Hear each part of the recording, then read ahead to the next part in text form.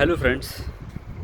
आज यूं ही मन किया मुझे कि अपनी कुछ एक बात मैं आपके सामने रखूं। मेरे ज़िंदगी में मतलब कुछ चल रहा था, लाइक मेरे माइंड में भी कुछ चल रहा है, तो मैंने सोचा कि इसको थोड़ा शेयर किया जाए, इस बात पे थोड़ा अपना व्यू रखा जाए, जिस पे कुछ लोगों का भी व्यू पॉइंट्स आएगा।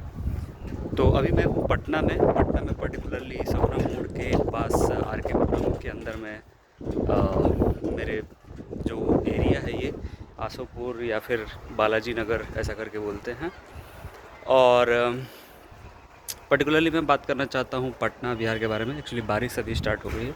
आज सुबह से बहुत ज़्यादा धूप था। आज रामनवमी का दिन है और सुबह से मौसम बहुत धूप वाला था, बहुत गर्मी थी। अचानक से मौसम चेंज हुआ और अभी बारिश की हल्की हल्की बूंदें गिरने स्टार्ट हो गई और आप देख सकते हैं कि हवा भी काफ़ी तेज़ है। मैं बात कर रहा हूँ पटना के बारे में, बिहार के बारे में और जो चीज़ें यहाँ पे चल रही हैं उसके बारे में थोड़ी सी। द थिंग इज़ कि ये जो मैं अभी जिस अपार्टमेंट पे खड़ा हूँ, ये अपार्टमेंट और एक पीछे आप देख रहे हो, ये अपार्टमेंट एक बन गया। और यहाँ पे जो इकोनॉमी जिस तरह से बन गई है पटना में, लाइक पैसों का कोई वैल्यू नहीं दिया जा रहा है। और पता नहीं कैसे इकोनॉमी यहाँ पे काम कर रहा है। लाइक कहीं भी जाओ आप, प्रीमियम चार्जेस हैं हर जगह पे। और अभी जैसे मेरे पीछे एक स्कूल है, ये वाला, ये GD गोयनका स्कूल है, ओके। यहाँ पे एडमिशन फ़ी लगभग 1.5 लाख रुपए और मंथली चार्जेस लगभग 7,000 8,000 10,000 के राउंड में मंथली स्कूल फ़ी है। तो खैर स्कूल का तो एक बात करें कि लगभग हर सिटीज़ में ऐसा ही है, लेकिन मतलब एक इंफ्रास्ट्रक्चर वाइज मैं दिखाऊं तो आप ये देख रहे हैं एक छोटा सा ये एक रोड टाइप का मेरे जस्ट पीछे दिखाई दे रहा है। लगभग इससे भी ख़राब रोड उस स्कूल के ठीक सामने वाला रोड है। पूरा एकदम, जब बरसात आती है तो पूरा ऐसा ऐसा गड्ढा हो जाता है और जो भी इसके बसेस है सब एक साथ निकलते हैं, पूरा का पूरा एरिया जैम हो जाता है। और इतना प्रीमियम चार्जेस इस स्कूल का।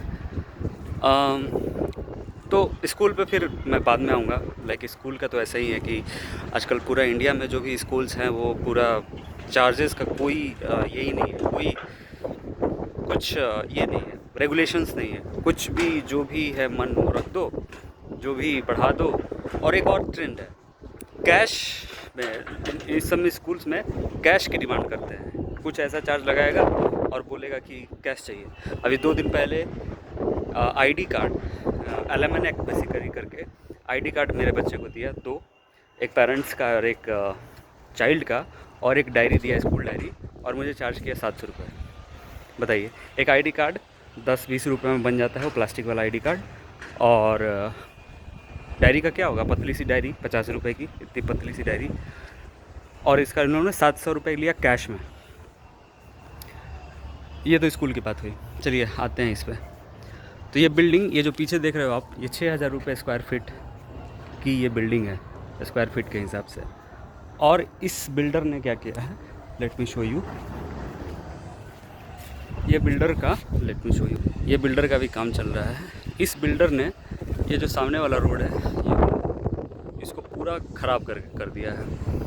और आप देख रहे हो कितने तल्ले पे तल्ले बनते जा रहे हैं इसमें, और अभी भी पता नहीं कितना बनेगा। कुछ लोग बोल रहे हैं 18, लेकिन मुझे तो इससे ज़्यादा ही दिख रहा है। और अभी भी कोई लिमिटेशन पे लेके जाएगा। 6,000 रुपये स्क्वायर फीट। उसके बाद कल ही मुझे पता चला कि एक और पाटलिपुत्र स्टेशन है यहाँ पे। पाटलिपुत्र स्टेशन के आसपास कोई बिल्डिंग बन रहा है, 12,000 रुपये स्क्वायर फीट, 12,500 रुपये स्क्वायर फीट।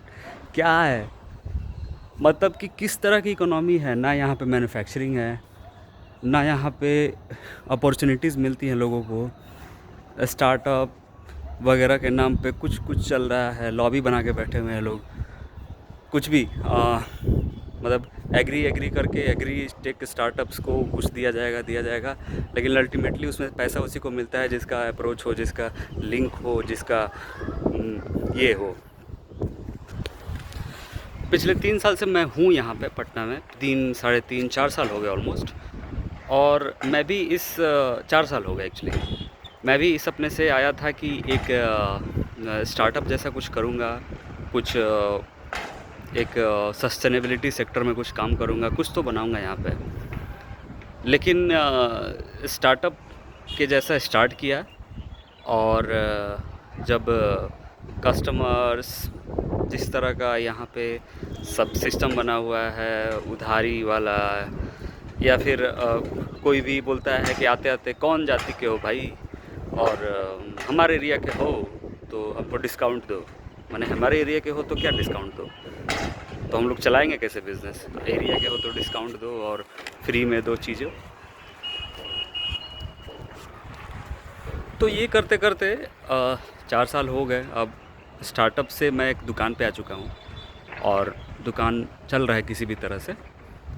बट ओवरऑल जो पॉइंट है, अब मैं पटना से पटना के इकोनॉमी से जो है कुछ ले नहीं पा रहा हूँ।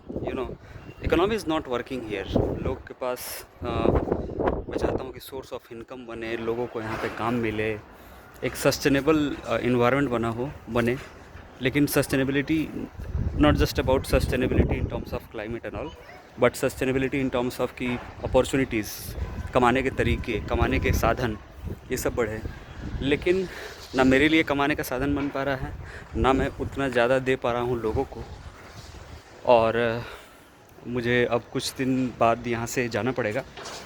ऑफ कोर्स फैमिली तो यहाँ पे रखना पड़ेगा, बट मुझे जाना पड़ेगा। तो अब यही है कि किस तरह से ये किया जाए। जस्ट एक मैसेज है लोगों को कि अगर पटना में रहना है तो आप किस तरह से इसको देखते हैं, इस शहर को, क्या अपॉर्चुनिटीज़ यहाँ पे क्रिएट की जा सकती है और किस तरह से ये चलेगा। ये बहुत अनसस्टेनेबल वे में ये शहर एक जा रहा है, जहाँ पे सिर्फ बिल्डर के चमचे बोले या फिर एजेंट्स बोले, जो भी बोले, वो खाली पैसा बना रहे हैं।